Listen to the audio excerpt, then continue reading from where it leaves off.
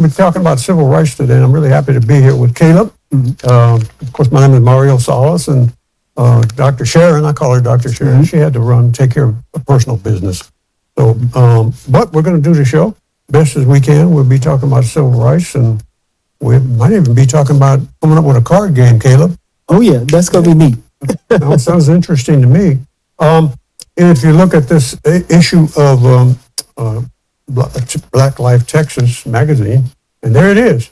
We've got, we talk about the winning hand, and so in that article there, we're talking about the importance of Black leadership across many, many years, going back to the past and even now today. Because civil rights is, we were talking about this off show, Caleb, and civil rights is never over. I mean, you could have an area where it was punctuated, very strongly done. So you might call it the civil rights era, but it's not over. It's never over. Civil rights, Malcolm X used to call it human rights. Is human rights ever over? No. Civil rights is not ever over either. So we want to get into that and talk about some of the heroes and people we might know and the cards we might be making. Caleb? Yep. Who is that, man? As if we didn't know. He looks familiar. Yeah. So we have the good Reverend Dr. Martin Luther King Jr. And he is the king of spades. So we have made him the king of spades in our civil rights deck for several reasons. So, Dr. Salas, you want to go ahead and? Well, let's see. Oh my God. Well, he was what was the Southern Christian Leadership Conference, SCLC, and other groups over time. And he was there at the church that when Rosa Parks decided to not get off, to lose her seat to a white person because of segregation. So Martin Luther King's efforts to fight for civil and human rights goes back a long period of time. And he had such a brilliant voice, a brilliant way of speaking. And what I always was impressed by him is he could move in and out of dialect. Oh, yeah. He could talk like some white guy from New York if he wanted to. And then when he was at church, he'd talk like black folk from Alabama. Oh, yeah, he can bring the thunder. Yeah. There you go. You know how to bring fire to the subject? Oh, yeah. By using his voice and then going up and down with it to emphasize the importance of fighting for civil and human rights. Emphasize the importance of fighting against segregation, Jim Crow law, and ultimately giving his life. He gave his life for it. Right. Ultimate sacrifice. And I think, what always strikes me is that a lot of people don't realize when they conceptualize Dr. King, they always see an older Dr. King, not realizing when this movement started, Dr. King was in his early 20s. Yeah, younger. He was young. And to take on that kind of responsibility, you're responsible for the lives of millions of black folks. You're responsible for an entire movement. And to take that on at that young age, that kind of responsibility, that's wow. That's mind blowing. That says volumes. Yeah. But a lot of guys in their early 20s are still throwing rocks at the garbage man. Oh yeah. But at the garbage trucks. But you're right. He had this understanding of how bad black people were being treated, and then the will, the desire to, I'm taking this thing head on, and he took it head on. Yeah. And he wasn't always right all the time. I remember one of the most famous stories I loved about him, because he was willing to listen to the more radical folks in the movement, and those would be people that were in SNCC, the Student Nonviolent Coordinating Committee. Stokely Carmichael used to always criticize, and he's on the list too, of famous civil rights leaders. Stokely Carmichael always used to criticize King to his face and say, King, Martin, they know each other well. Yeah. When are you ever going to say that this Vietnam War was wrong? When are you going to say it? So Martin just sucked it up and didn't say much or nothing about that. But I'll never forget the story goes that they were having a meeting, and Martin said, "I hope I see you all at church today." And the civil rights leaders were all there. Stokely Carmichael was there, and Stokely Carmichael, because he didn't see something right, he'd tell you right off the top. he said, well, why am I coming to hear one of your sermons, Martin? I heard them all. They all sounded like me. Well, why would I ever come to one of your sermons again? I'm a busy man. Something to that effect. And Martin said to him, oh, you're going to want to be there today. Well, why is that? I'm going to oppose the war in Vietnam. And Stokely Carmichael's comment was, I'll be sitting on the front row. but Martin Luther King was the kind of man that he could take criticism and he could take advice from other people. And not only Carmichael gave him that, black women in the movement gave him advice about Ella Baker and some of the others gave him advice about what he ought to be doing, especially in talking about the plight of black women as well in the movement. So, yeah, he deserves that King of Spades. Oh, yeah. And the ability to focus that movement and continue, despite all the other voices who wanted to include other agendas within the movement, he was able to maintain that laser focus. Right. You know what I mean? Which is really critical in pushing the movement forward. So, yeah. And that's not to say we're dismissing the importance of Barack Obama as president, but Barack Obama he doesn't have a civil rights background. He's a good leader, but he didn't have a civil rights background. So he's in the mix somehow, but in a different kind of category. Yeah. But these are civil rights, human rights kinds of people that concentrated. That was their life. Right. He wasn't trying to be the president. Right. Martin Luther King wasn't trying to be the president. Right. So Barack, and so we don't want to confuse. So civil rights and community activism, different. So whereas Barack, it was a well-known community activist in Chicago, but he will definitely get his kudos when we move to talking about politics. And so, of course, first African American president, he definitely is going to be the ace when we start talking about politics. Yeah. So, very good. Yeah. Who else we got on this? Yeah. Who else is on this list? Oh my God, Rosa Parks. Rosa Parks. Well, we mentioned her a while ago because Dr. King got inspired by her. Yeah, she got on the bus. All she said was, "I'm tired. I'm tired. I just left work. I'm tired. Yeah. I'm sitting down. I'm sitting down where I needed to put my bottom because my legs hurt. I'm tired. Yeah. Sit down." Well, this was in what? Alabama? Mississippi, Alabama? Well, I forget which one. The Rosa Parks Civil Rights Museum is in Montgomery. They're both seething with segregation. They both stunk of segregation. But Montgomery, Alabama. Yeah. All right. So, but she wasn't going to get up and let a white man sit there because the law said that she had to move from that seat as whites got on the bus. She wasn't trying to become a martyr. She just said, "I'm tired. I'm not getting up because this guy's skin is lighter than mine." And so she did her part. You might even say not on purpose. She just did her part because it was not right. It was wrong. But then she did become a leading voice in the civil rights movement, and working with Dr. King, and became a leader in her own right. Right. In order to desegregate the South. Right. Definitely galvanized the movement. Sparked the Montgomery bus boycott, sparked other boycotts, sparked freedom rides, sparked just, wider systemic boycotts from lunch counters and just, definitely a galvanizing moment within the movement. And so, there's nothing to make change. And when you get the sisters tired and riled up and we're going to change the world. I should have thought Montgomery a while ago when I was thinking Mississippi, Alabama. Montgomery, Alabama. Yeah. But that point you're bringing up about that bus boycott, they won that bus boycott. Absolutely. The transit system of the bus company gave up because all these hundreds of black people were saying, guess what? I'm walking to work. I'm not getting on your bus. Yeah. And that, again, the sisters who were serving as domestics who would get up at 3, 4, 5 in the morning and walk to work, or somehow they pull to work and walk home from work after dark and still go home and make dinner and make sure the kids were. I mean, when you talk about the backbone of the movement, the sisters. The women had a big part of play in that. They were backbone.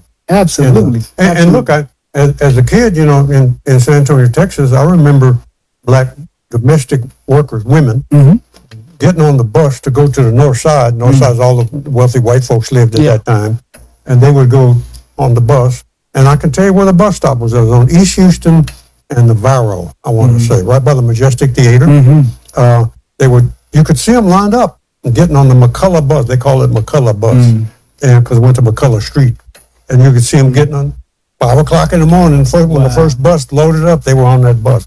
And as a young kid, I always wondered, well, where's all these black women going? I didn't know what was going on, right? I wasn't woke yet. So that was a very important thing that Rosa Parks did, because it inspired people everywhere. Yeah. That we don't have to put up with this. Yeah, absolutely. Tremendous courage. So who we got next? We got so many. Anything else you want to say about Rosa? I think Rosa. Yeah. There we go. There's the man. Lead it off, Caleb. Tell us what you know. You know what? You know what? So, I'll let you take this. All right. Well, I'm gonna have fun then. Yeah, you take this one. Malcolm X is the name on his birth certificate would have said Malcolm Little. His father was probably murdered by the Klan or some other racist group. Unfortunately, his mother wound up in the insane asylum, what they used to call it back in those days, a place for the people mentally ill. And I think she was born in the Caribbean, if I'm not mistaken, Trinidad. And he had a tumultuous life. He wound up going down the criminal route in the beginning of his life. Detroit Red. Yeah, he used to call him Detroit Red. Detroit Red. Yeah, because his skin color kind of red, and reddish kind of hair. And but he was into drugs, pimping, selling drugs, all that kind of stuff. Spike Lee made a pretty decent movie about his life. And how he, how he trained, and he made 2 big changes in his life, super big.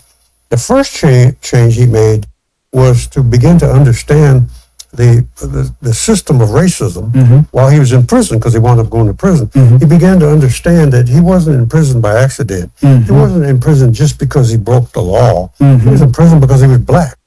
And that all these bunch of other folks who committed similar crimes never went to prison because they were white. And so he began to understand that, and the movie showed it correctly. And he said it himself. He just started reading the dictionary. And he started seeing all of the terms associated with black in negative ways. Like devil food cake is black, angel's food cake is white. So even the terminology and the lexicography of words had a racial bias. And so he kind of started getting enlightened by that. Then he ran into the prison movement, which at the time was headed by Elijah Muhammad, who were working with prisoners. And they did a good job of trying to get that criminality out of their minds and giving them some pride in self.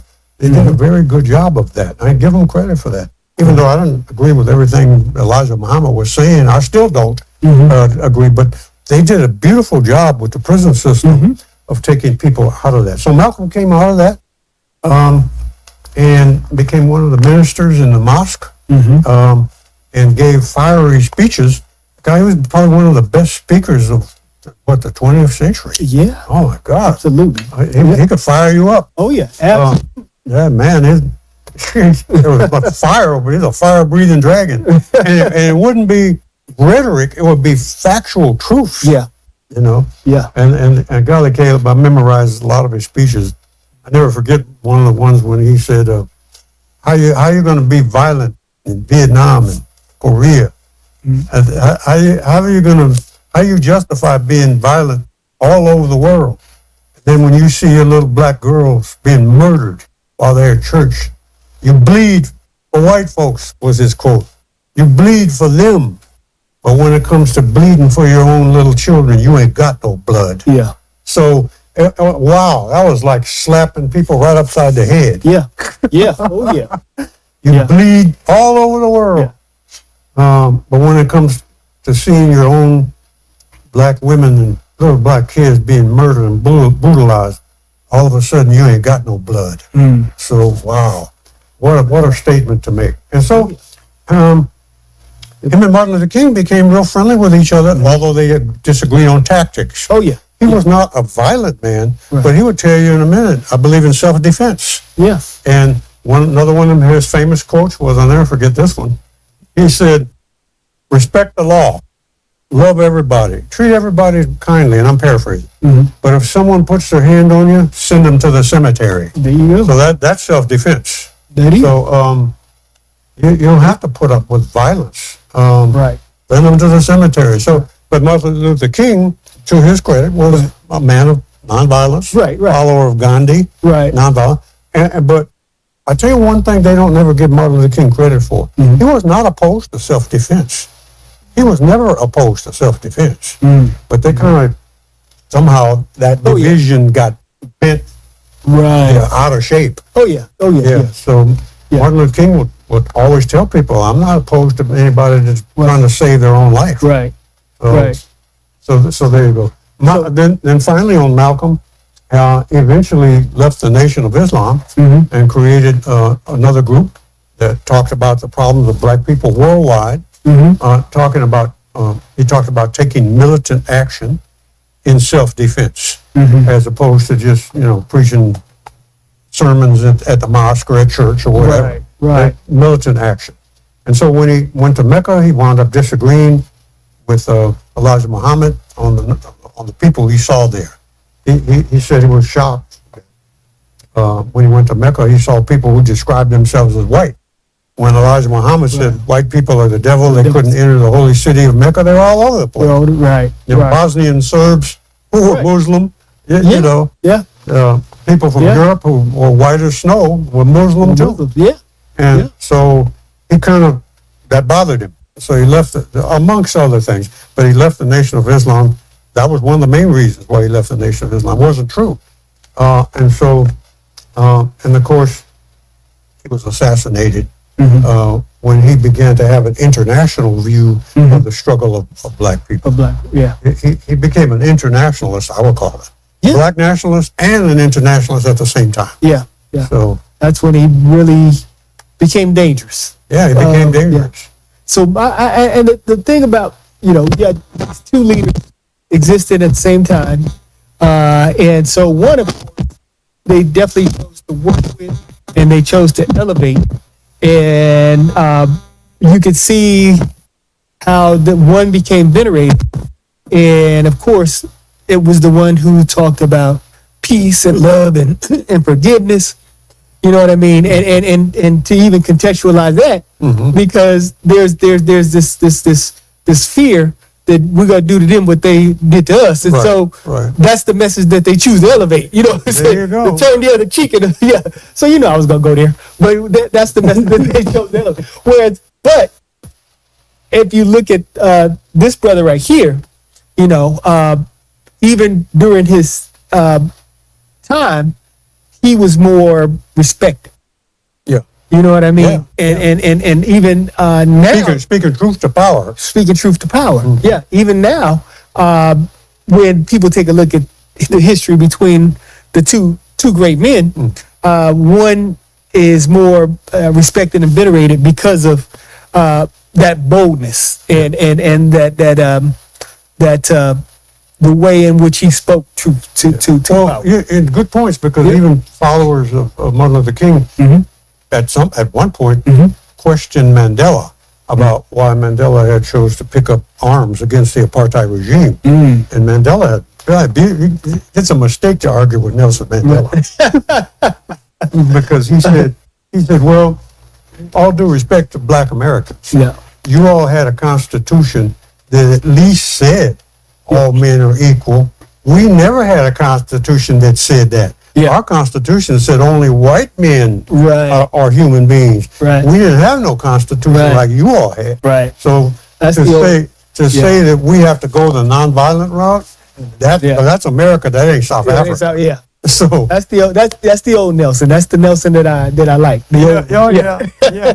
Well, and I wish we could have put him on there with Malcolm, but Nelson Mandela used to say things like, or do things that was surprising for some people. He would say it's time to pick up the gun, armed struggle, and then he would say, okay, now it's time for peaceful protest. And he would go back again. He'd go back and forth. Peaceful, nonviolent one day. Now it's time to start fighting. Okay, stop it now. Let's go back to peace. He knew how to go in and out of that. And the ANC, to which he was the member over it, African National Congress, there was a slogan that they had, and it was like, between the anvil of mass action and the hammer of armed struggle, the South African racist regime will be destroyed. So the mass action, nonviolent, and we carrying out a guerrilla war at the same time. So I'm wondering, with Nelson, I think it's just whoever had his ear at the time. You know? So if he was listening to Robert Sobukwe, and so it just depends on who had his ear at the time. But well, who's next? Who we got? Oh my Frederick goodness, Douglass. A lot of people call him the father of the civil rights movement. Right. But Frederick Douglass, you want to do that one? Or you want me to do it? Go for it. Oh, here we go. You made a horrible mistake. I talked too much. But anyway, Frederick Douglass. People remember his speeches like gold, especially the one about what does July 4th mean to the slave. Right. July 4th? Oh, my God. It's a day, and I'm paraphrasing, I don't remember exactly, but he said something like, it's a day more than any other day when your hypocrisy shines. Yeah. He said, I could think of a nation of the worst savages, the most rotten people in the world, but still America reigns as the greatest hypocrites in the world. So wow. Yeah, I can think of countries more evil and violent than you, but I can't think of another country that lies as much as this one. Yeah. So that was one of his famous quotes. So why should blacks celebrate July 4th? Yeah. That when there's no freedom, a basic what the message was. Yeah. What is July 4th to a slave? Absolutely. It's self-educated, brilliant brother, abolitionist, put it on the line, really put it on the line. And so at any time, he could have been or was a target. Well, and let me tell you, he was a real revolutionary. Yeah. He supported the women's rights movement when guys weren't supposed to do that. Right. As a matter of fact, when he came back from one of those conferences, like Seneca Falls or somewhere, he came back from one of those conferences, other black men were calling him henpecked. Frederick Douglass, henpecked? You must be out of your mind. It's just that he had so much respect for people fighting for their freedom. The Irish, the same way. He actually went to Ireland and understood the plight of the Irish people against the British. So he was like international. Nobody even knew what that meant. Yeah. For his, even he was at the time, just to contextualize it, better educated, more well-traveled, and more globally known, than a lot of the white contemporaries. Yeah. You know what I mean? So bad brother. He was an inspiration to many. Absolutely. And taught him and learned how to read and write. Well, he became dangerous after that. Oh yeah, always education. Carl, who else you got? Who else we got? Oh, there's a whole list of them. A whole list. In the paper, I want y'all to pick up the paper this week. We got Rosa Parks on there, Ella Baker, my goodness. Oh yeah. We did Malcolm X. What else we You got? want to mention? Let's talk about Stokely. Oh, Stokely Stokely's Carmichael. on there. When you think of the term Black Power, you think Stokely Carmichael. Absolutely. Although there's some debate, the civil rights historian said no, it was Muhammad. I can't remember his name. Toure. Yeah. Ricks. I can't remember he changed his name. Another guy that was hollering Black Power at the same time. Stokely was hollering. Geronimo. We talking about Geronimo? No, but even before him. Even before that. Geronimo. Stokely. Right. Stokely. But I can't think of it. I can't even think of his American name and his African name later. Because who is Siseko Toure became, that was Stokely Carmichael. that Stokely changed his name to, But there was another guy that popularized the term Black Power. But Stokely Carmichael gets the credit for it. Okay, yeah. Stokely was a member of SNCC, Student Nonviolent Coordinating Committee. Later became Prime Minister in the Black Panther Party. Gave a speech he made a really wonderful speech at Howard University. I went to go hear him way back when. That was before he really got involved in Pan-Africanism. But he was headed in that direction. And so he gave people a lot of inspiration. He was He reminded me of Malcolm X and Frederick Douglass. Boy, he would bite his tongue for nobody. Oh, yeah. Oh, bad brother. Yep. Bad, powerful brother. He was on it. Yeah. And of course, there's some more on the list. Who else we got on the list? So let me ask you, so Mario, with Stokely's legacy, right? And you and I talked a little bit about off camera about SNCC and their alignment with the other freedom movements, right? Uh-huh. Like the PLO. Yeah, the Palestinians. Right. So how do we reconcile with the main movement, right? The main body, SCLC, and the huge number of Jewish students that came south to do freedom rides, to protest, whereas you have the younger generation, SNCC, who were more aligned with the Palestinian side of it. So you had this. Well, it's complicated. Obviously, it's complicated. Right. Because of the way Jewish people by religion, there's no such thing as a Jewish race. It's a religion. You could say Hebrews are Jewish, but not all Hebrews are Jewish, as far as that goes. Right. But so the Jewish people, for hundreds of years, were always discriminated against for a lot of different reasons, some of which had to do with their entrepreneurialism and how they would travel to different parts, like they had their own diaspora, travel different parts of the world selling silks or whatever they were selling. Right. And so there was a certain hatred developed of them because they were business folks. And they supported the civil rights movement, Martin Luther King, a lot of them. At the same time, though, a lot of them believed in the government of Israel all the time. They were supporting King. And that was going to automatically create a problem because the Israeli, understand there's a difference between the Israeli people, the Jewish people, and the Israeli government. Right. You can't never judge. That's like somebody hating me because I'm an American and Trump is the president. Right. Well, I didn't vote for him, so you can't put that hate on me. Right. Just because I was born in America doesn't make me a Trump lover. Right. A lot of Jews, even nowadays, totally reject Netanyahu. Right. So you can't put them all in one basket. You couldn't you can't put any ethnic group into one basket. Right. But so a lot of the Jews that supported the civil rights movement were also pro-Israel, and for different reasons. Some because of the Holocaust, because they treated so badly, they kind of galvanized themselves around that government. And then the bad news was they allowed their own government, some of them, not all of them, to do bad things, to steal land from the Palestinians, to steal land from people, create a kind of a racist regime. Even Jimmy Carter called it a racist regime, apartheid regime. And then, so... How did that dynamic play out with SNCC? The SNCC people, under Carmichael and them, they wanted to remove, not just the Jewish people, but the so-called white people, too. And the funding, right? Yeah. And Carmichael and others were worried about the money flowing in to the civil rights movement. When somebody's giving you money, they're going to control something. Right. You're going to get control one way or the other. Yeah, there's going to be conditions. Or you're going to feel obligated to I can't say too much of him. He gave me a bunch of money. Yeah. I mean, that happens every day of the week. That happens every day of the week right now. Yeah, absolutely. That happens with husbands and wives, My husband gives me all the money in here. He's a piece of crap, but I ain't going to say nothing because I ain't paying no rent. I ain't paying the mortgage. I ain't paying nothing. I ain't going to be quiet. And that's the bad news. And that's why a lot of, talking about wives, that's why a lot of wives want their own profession, so they can get their own money. And then, and then more of an equal. Right. But that's what the civil rights movement was worried about. The SNCC and Southern Christian. Yeah, and SNCC began to support the Palestinians. Right. Because they're being treated so badly by not by the Jews, but by the Israeli government. Okay. So let's see, Carter, do the list back up. Let's see, we got Brother Medgar, huh? Who? Medgar, Brother Medgar. Oh, my God, yeah. Medgar. Yeah. Oh, my God.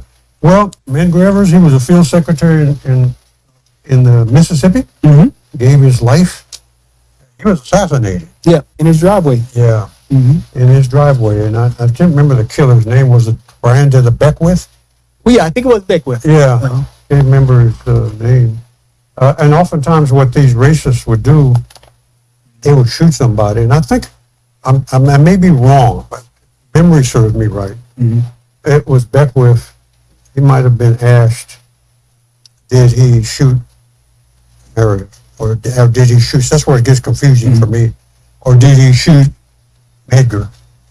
But the comment, whichever racist it was, didn't make any difference really. Whichever racist it was, they asked him, well, did you kill this civil rights leader? Guess what his answer was? He did, ain't he? That was the answer. That's admitting you killed him without admitting you killed him. Wow. Yeah. And that way you could avoid legal problems. Wow. Yeah. So yeah. So but Medgar, he was fearless. Yeah. My God, he was fearless. Yeah. So if there's anybody that could have took up that mantle of leadership from King, Medgar would have been one. He would have been the man. It would have been Medgar. Would have been the man. It would have been Medgar. So and people who believe in white supremacy knew that, I think. Yeah. They figured he was the heir apparent, or could be the heir apparent. Yeah. And let's get rid of him. Yeah. Let's chop the head off. Yeah. The old belief, if you chop the head, snake off the body, died. Well, that ain't always true. Yeah. Remember the Black Panthers, Fred Hampton said, you can kill a revolutionary, but you can't kill a revolution. Kill the revolution. Oh yeah. So yeah, you kill King, but you're not going to stop the movement. You're not going to stop the movement. Yeah. Kill Medgar, but you ain't stopping the movement. Matter of fact, sometimes that makes people more determined. Right. Yeah. Right. We're going to get really crazy on you now. Yeah. Because you got rid of the peacemaker.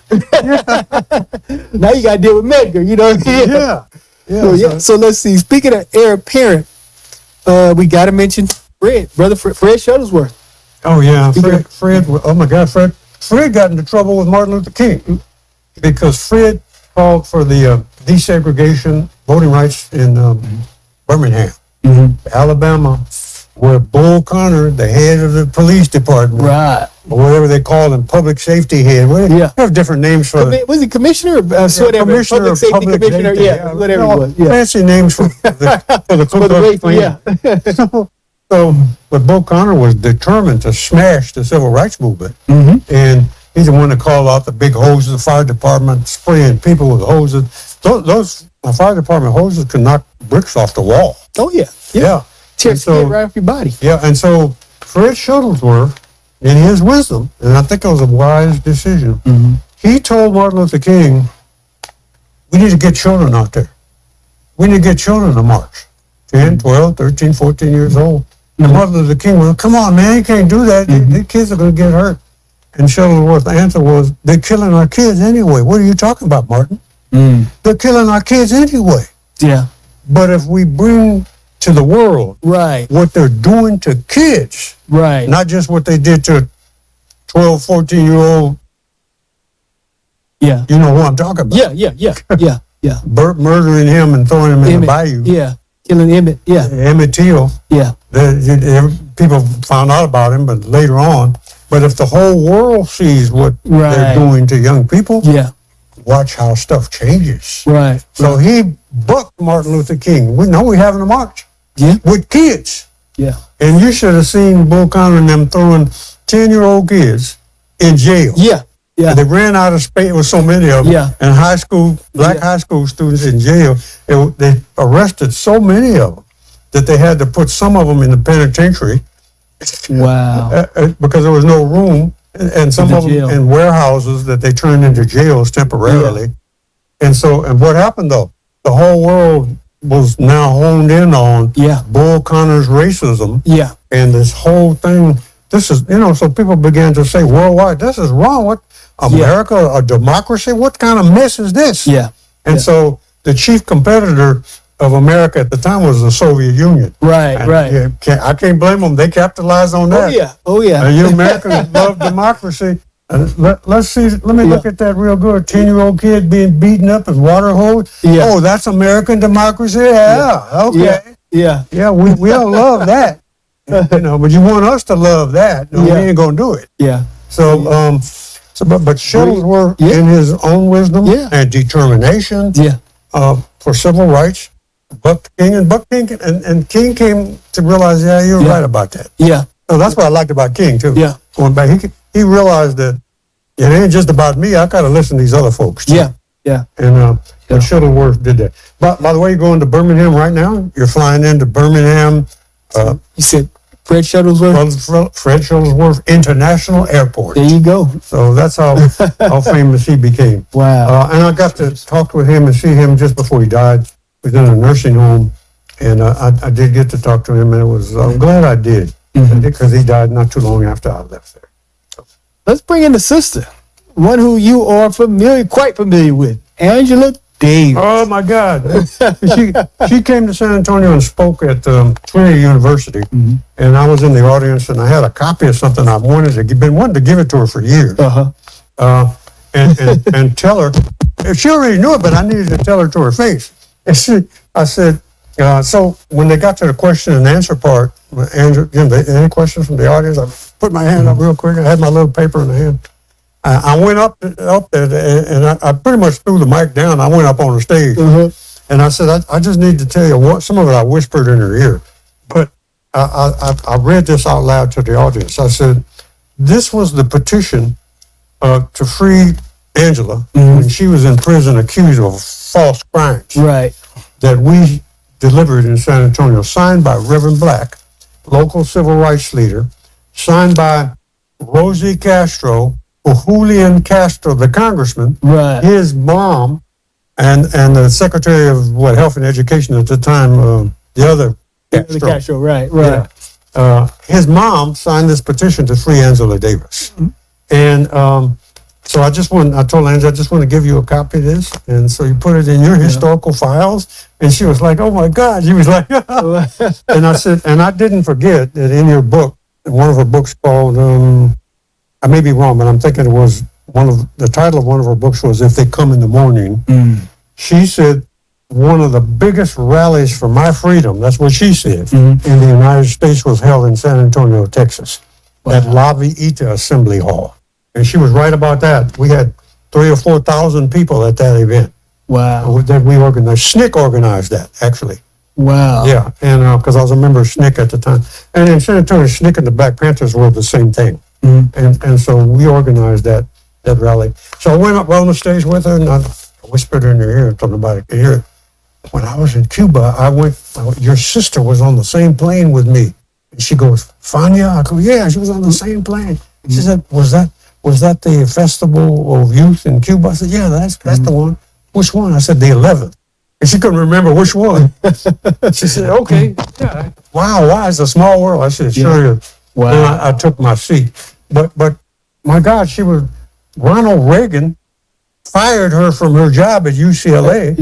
Because didn't like what she was teaching, basically. Right. And she got fired. Got her job back, though. The court overruled Ronald Reagan. And got her job back.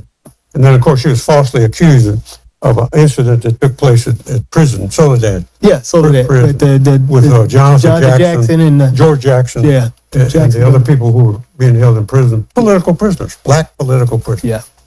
So, she's someone that, she's a philosopher on top of that. She's an activist on top of that. Oh, yeah. She was with the Panthers on top of that. Oh, yeah. She was with, I can't think of nothing. She did it all. Bad sister, right? She did it all. We just love her.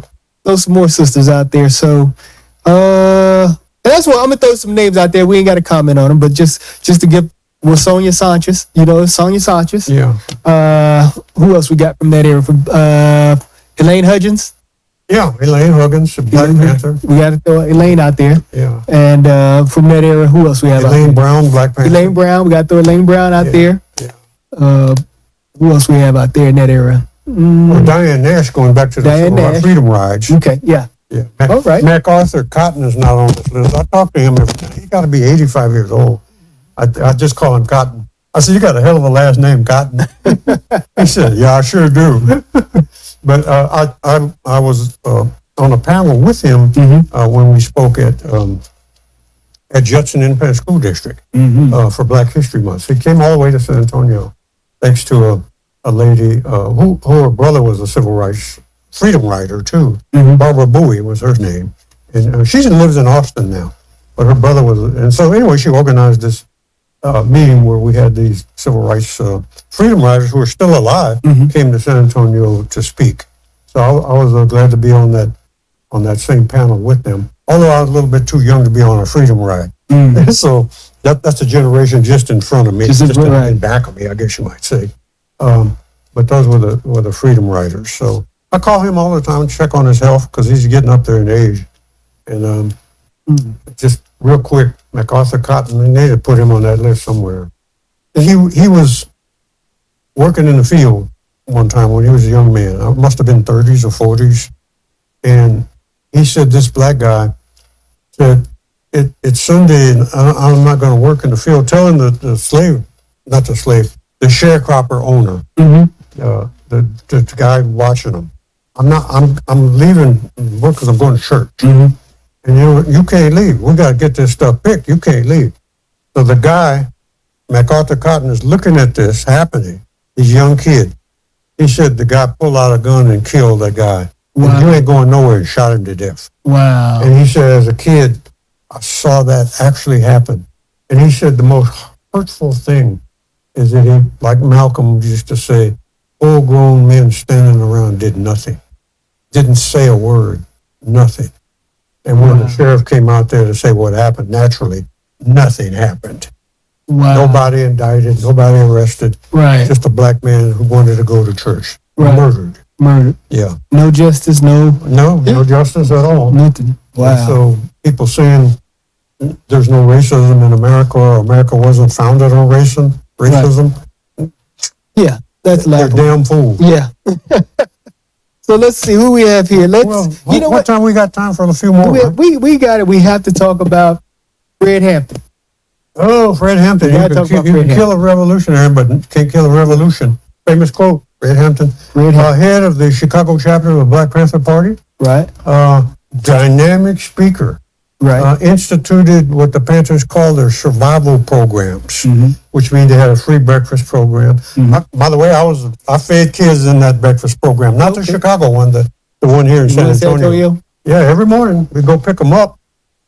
Kids that lived in the poor part of town, used to call it the ghetto, poor part of town, we go pick them up from their house, bring them to the church, because we're using the church cafeteria, Antioch Baptist, by the way. Oh, okay. The church cafeteria, bring them there to the church. I'm there cooking bacon and pancakes and all that. I got pretty good at it. It helped me out later in life, because I was only 19 years old at the time. But we feed them. And then while they're waiting for their food, we have what they call Liberation School that we got. Fred Hampton was doing that too. We teach them to hold up their fist and the Black Power salute. And can you believe Donald Trump is doing that now? Are you sure it's not an open hand he's doing it? We weren't doing this. We were doing this. So of course he tried to copy that. But anyway, so we had Liberation School before breakfast, and then we fed them breakfast. And this was Fred Hampton was doing that in Chicago, so we copied a lot of the Black Panther Party survival program. We had a free sickle cell anemia screening program. We had a free legal program, just like Hampton did in Chicago, and they murdered him. Yeah, they murdered him. He was drugged by a police informant. Otherwise, if he had known they were going to bust in his door like that, he would have went down fighting. Right. Yeah, he had a gun always with him, and they shot him dead and murdered him. Him and Mark Clark. Yeah, they murdered both of them. And so with Fred, he actually became the national head when you and Bobby were both locked up at the same time. Right. So Fred actually was elevated, became the national head of the Black Panther Party for a while. And then at the time, J. Edgar Hoover, the biggest racist in the country at the time, he had a war to destroy the Black Panther Party. And that was his aim, to destroy the Black Panther Party. And so he created all kinds of divisions within the Black Panther Party by making different groups argue with each other. Right. West Coast, Ron Karenga was arguing with the Black Panthers. Right. The FBI set that up. Right. Now, Karenga he played a negative part in it too, but the FBI set it up. So the FBI was out to destroy the Black Panther Party, and they went after Hampton because he got elevated to that position.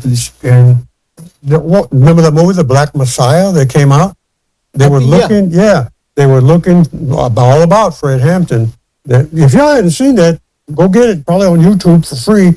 the Black Messiah, the story of Fred Hampton, and how the FBI was determined to murder whoever the next Black Messiah was. Well, you know what we did? We countered that in San Antonio. You know what we did? We said, look, every time we have a press conference where we're talking about the mayor at the time, we said, okay, I tell you what, John, we pick on John Sanders. John, you read the press statement. I ain't saying nothing. Next time we ask another brother in SNCC, Ricky Green, you read the press statement. I ain't saying nothing. So now we got 3 leaders. And you're like, we're going to have to kill all of us at the same time. And so they diversify it. So we're not looking for no Black Messiah. We're looking to try our best. And didn't always work. You know, sometimes some of us were braver than others and just wanted to say what we wanted to say. but we tried our best to at least not present just one person all the time. Because they would identify that one person.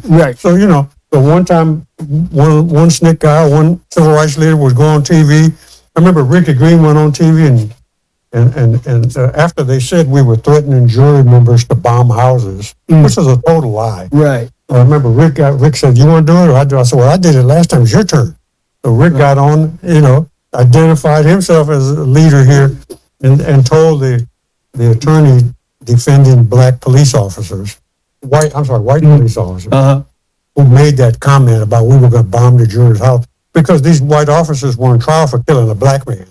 Their lawyer said we were threatening the jurors. So I never forget it. It was funny. Rick got on TV. I said, what are you going to say? He said, all right, just pay attention. I'm going to get him. So he got on TV and told Fred Saman, who was the racist lawyer, he said just these words. Come on, Fred. He called him Freddie. Put up or shut up. Well, you're lying and you know it. Wow. Oh my God! So John Sanders, to his credit, did the same thing when we actually got subpoenaed to testify in court while their lawyer was trying to get these officers. They killed Webb Boyd, local SNCC member. And they were trying to get him off by saying we were at a Black rally. And John Sanders, with his sharp tongue, John Sanders, he said, their lawyer said, y'all were at a Black rally this morning, weren't you? There was no Black rally. It was whites and Blacks and brown people at it wasn't even a rally. It was a press conference. He wanted the jury to make it seem like we had some kind of rally to prejudice the jury to get a mistrial. So when we came out of the back room, because we were sequestered, he put John Sanders up on the stand and said, you're at that Black rally. And I never forget this. I mean, tears were coming out of my eyes. John Sanders said, his word, don't be cute, Freddie. Oh, yeah? Oh, my God. Let's move from John to another John. Another John. John Lewis. We gotta go for it. Let's talk about John Lewis. John Lewis got beat up at the Edmund Pettus Bridge. People were marching across the Edmund Pettus Bridge for voter rights, different things, freedom, justice, voting rights, whatever, voter registration. Marching across the bridge, and the white supremacists of that time threatened violence.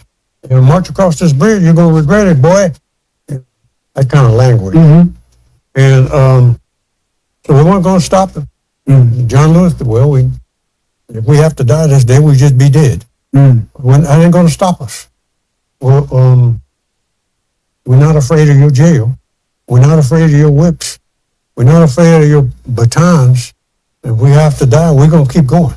So that's what you call a real soldier in the war against racism. So next time we're thanking people for their service, if they were a civil rights veteran, make sure you thank them for their service, because that was a war too. They were engaged in a war. John Lewis crossed that bridge. He got beat bad. He got concussion. He got beat bad. Wow. And he didn't give up the fight. He didn't give up the fight. And at the time, he was SNCC. And He was SNCC. He was SNCC. And remember the most radical group at the time? The NAACP did good with their following legal actions and stuff, and participated in stuff, but nobody could beat SNCC. SNCC was the most, SNCC, Student Nonviolent Coordinator, they were the most radical at the time. They even told Martin Luther King what to do. So Yeah, and just to put it into context, so Yeah, SNCC yeah. was the college students, right? yeah, And so just to let our viewers understand the age group. So these were young college kids who were leaving the campus, who were putting their lives on the line. The parents were saying, and back then, the parents were like, "You're not gonna go out there and do that, ruin our family name. You gonna get killed, boy." And so, and then you had the college campuses who were saying, "Look, if we catch you doing this, because they had white donors." So they were like, "Hey, we keep this off the campuses and the black campuses, and if we catch you doing this, we're going to suspend you," because they had white board of trustees, and so. But these kids were, despite threats of expulsion, despite death threats. yeah, of course, very real death threats.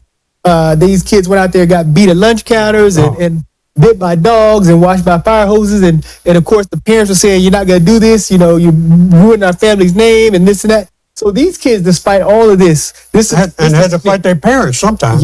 Yeah.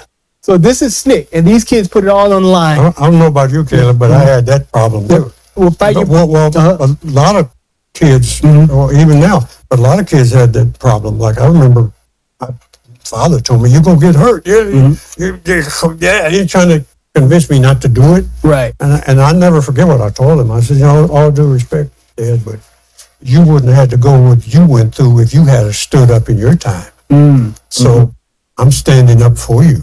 There you go. Yeah. After I put it to him that way, he kind of that made him get quiet. I'm doing what maybe you couldn't do, or you should have done but didn't do. I don't know what it is, but I'm have to do what you couldn't or wouldn't do, whatever it was. And that's the way those young people were. Right. That's the way they were. They're like, "I respect your mom and dad, but look at all of what you went through. I'm not going through that." Yeah. So sometimes you got to put parents in their place too. Oh yeah. Sometimes, Sometimes, parents want to keep you safe. Yeah, and I don't blame them for doing that. Yeah, they want to keep. But sometimes the safety of everyone is more important than the safety of one family. Oh yeah. Sometimes it's not time to be safe. You know what I mean? It's when it's time for that change. It's time to fight. Sometimes it's time to fight, and you gotta abandon that safety. So yeah. So who else we got, Mario? You want to close this out? Who you want to talk about? Yeah, I guess we could close it out. Look, we can't get everybody in here. James Meredith and Jesse Jackson, Fannie Lou Hamer, Ella Baker. Wow, Ella Baker helped to found SNCC, grassroots organizer. Fannie Lou Hamer, very famous for the quote, "I'm sick and tired of being sick and tired." Yeah, very famous. Did we open up with Harriet? Is that who we opened up with? Did we open up with Harriet Tubman? No, I think we didn't. We didn't open up with Harriet? We skipped over her or something. No, we opened up with Dr. King. Yeah. So no, we have to. Yeah. Slap my face. Yeah, we gotta close this out with Harriet. So go ahead, Mario. Lead us in with Harriet. No, Harriet Tubman. Oh my God, she led the Underground Railroad. Hundreds of people she led to freedom. And the story goes, she always carried a gun. She always had a gun. And some people said, there were some historians that have different opinions about that. Right. Some historians said, she'd shoot a slave owner if she had to. But she carried the gun also for another reason. And that is when they were leading people running down the road, they might get down 10 miles and somebody decide, I'm chickening out, I'm getting out of here. Right. She would pull her gun out and say, "You ain't going nowhere. Right. What are you going to do if you leave? Go back and tell the slave master which way we went?" Right. No, you done made your decision. You ain't backing out of it now, buddy. Yeah, there you go. So I think she had the gun for both reasons. Yeah. And the reason why I say it's both, she actually led Union soldiers in a battle. Absolutely. Yeah, absolutely. He was out there with that gun. Oh, yeah. Yeah, come on, boys, let's go get him. Yeah. She actually led, fearless, absolutely fearless. First African-American woman to lead American soldiers into combat. Yeah, exactly. She was also a spy for the Union. And I mean, just going in behind enemy lines and gathering intelligence. I mean, she was instrumental in helping to defeat the South. Exactly. She was good at with the spying part. I hear from historians saying she knew how to act a part. Yeah. Y'all's a boss. Oh yeah. And all the time with a knife behind her back. Yeah. Oh yeah. Wow. Yeah. Phenomenal woman. So yeah, we We definitely love. need to. By the way, one last thing on Harriet.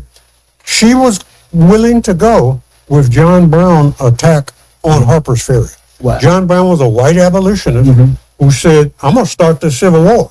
And I think I give him credit for doing it. He went 1859, a few years before the Civil War actually started, but he led an attack on Harper's Ferry to liberate slaves. He asked two people to go with him, Frederick Douglass and Harriet Tubman. Now Harriet had a great excuse. She was very ill at the time. She said, "I'd go. I'm really sick." Right. And so he said, "I understand you're sick." Right. I had pneumonia. Some people say he had pneumonia. She's really sick. Right. Frederick didn't have that excuse.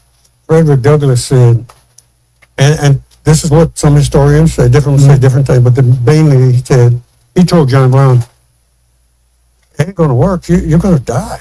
And John Brown's famous comment back to Frederick Douglass was, "I'm not going there to live. I'm not going there to live. Right. I'm going there to start the Civil War. Right. It ain't about living. Right. It's about starting the war." Wow. I can see. So, and then afterward, this last point, afterward, Frederick Douglass said, "My passion against slavery was like a candle. His was a burning sun." He gave John Brown that credit. Wow. His passion was a burning sun. Right. Mine was just a candle compared to him. Wow. Wow. What a tribute to John Brown. Absolutely. Yeah. So I'm sorry, what were you going to say? No. I was just gonna say, I would, with with Frederick Douglass, you know what I mean? I can see him saying, "Look, I'm too pretty to die." Well, he know what it was like to get whipped. No, tremendous legacy. And then when you talk about allies, right? And that's the definition of an ally when you talk about John Brown, Oh, right? yeah, that's a real ally. That's a real ally, right? So but the other thing, I just wanted to make a quick note too, though. Please research the Southern Underground Railroad, because there were some powerful sisters who led thousands of slaves to enslaved people to freedom south to Mexico. Exactly. Oh, and one last thing, God, we can do this all night if we had time. The black slave who was a slave of Travis, Joe the slave. I think he was slave. It might have been Bowie's slave. I can't remember which. At the Alamo, the Mexicans didn't kill him because they didn't believe in slavery, so they let him go. His brother was an abolitionist in the North, but he never knew that. They were separated at birth. Wow. Wells Brown was his brother's name. Wow. They were sold to different slave owners. Wow. He worked with people in the Underground Railroad to free blacks, and I'm sure he must have met Harriet Tubman. Wow. That tells you, right? William Wells Brown, I believe, there's a whole book about Joe the slave's brother. He never knew his brother was an abolitionist in the Underground Railroad. Wow. Yeah. That's amazing. Yeah. That is amazing. Sure is. We have some amazing history and some amazing stories. And right now, the folks are out there trying to hide this history, to suppress this history from us. Yeah, you were talking about DAI before. DEI. Well, that one took a DEI before the show. DEI. We were both having that conversation. So that is, and we were talking about how civil rights it's continuing. And so this fight for DEI is the continuation of the fight for equality, is the fight for your rights. Inclusion is and so that's what civil rights is about. So we may have changed the name, but the struggle hasn't changed. I'll tell you what teachers tell me all the time. I'm still going to teach DEI. I don't care if they don't like it. I'm still going to teach what racism is all about. I don't care if they don't like it. I'm still going to tell the true story of slavery at the Alamo by Davy Crockett and Jim Bowie. Still going to tell that story. You can't stop us from telling that story. Right. So go ahead and try it. You ain't going to win that fight. Yeah.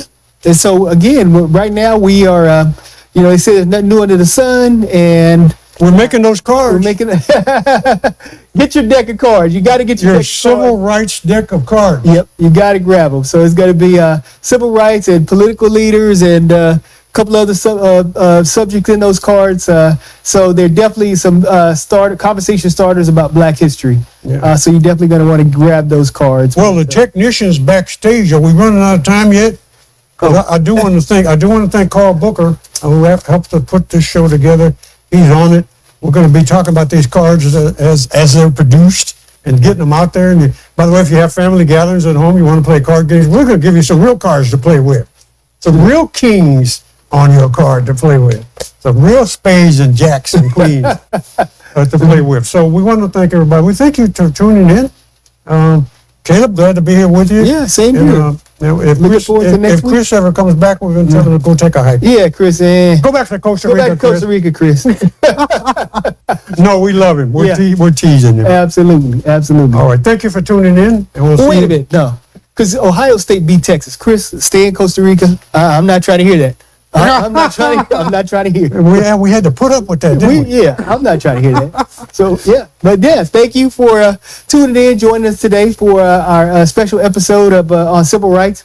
And, again, next week we're going to be talking same great conversation. We'll have Dr. Chadwell with us, and we're going to be covering political leaders. So, stay tuned. You'll see where Barack lands. You'll see where Kamala lands, and plenty of other great political leaders. So, definitely tune in next week. All right.